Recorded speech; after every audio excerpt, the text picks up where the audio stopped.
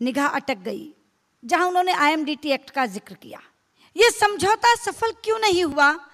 इसका एक बड़ा कारण है मित्रों कि ये समझौता एक स्पीड ब्रेकर के साथ एक्सेप्ट किया गया था, और वो स्पीड ब्रेकर था आईएमडीटी एक्ट।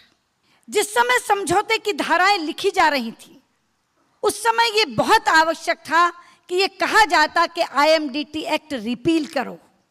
आईएमडीटी एक्ट नहीं रहना चाहिए, क्योंकि आईएमडीटी एक्ट अगर बना हुआ है तो डिटेक्शन इम्पॉसिबल हो जाता है, असंभव हो जाता है, क्योंकि पूरे का पूरा ओनस कंप्लेनेंट पर आ जाता है, शिकायतकर्ता पर आ जाता है।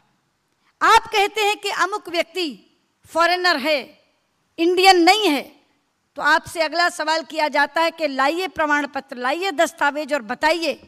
तो लोग कहते हैं कौन माथामारी करे, शिकायत कर दी तो उल्टे हम ही पे पड़ गई, अब हम कागज इकट्ठा करते फिरें।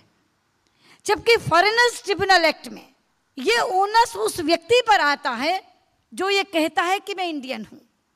तब उससे कहा जाता है कि तुम प्रमाण पत्र लाओ, तुम दस्तावेज लाओ, तुम साबित करो कि तुम भारतीय हो और विदेशी नहीं। आईएमडीटी एक्ट ने पूरा ओनस बदल दिया था। मुझे समझ नहीं आया कि उस समय के वार्ताकारों ने, उस समय के समझौता करने वालों ने, जहाँ इतनी और चीज़ों पर अड़चने डाली, ये मांगा, ये मांगा, ये मांगा, उन्होंने ये क्यों नहीं कहा कि आईएमडीटी एक्ट को रिपील करना चाहिए। लेकिन उसके बाद की सरकारों को भी आईएमडीटी एक्ट नहीं रखना चाहिए था। भारतीय जनता पार्टी बिल्कुल नहीं चाहती थी कि आईएमडीटी एक्ट रहे। जितना हमसे बन पड़ा हमने किया।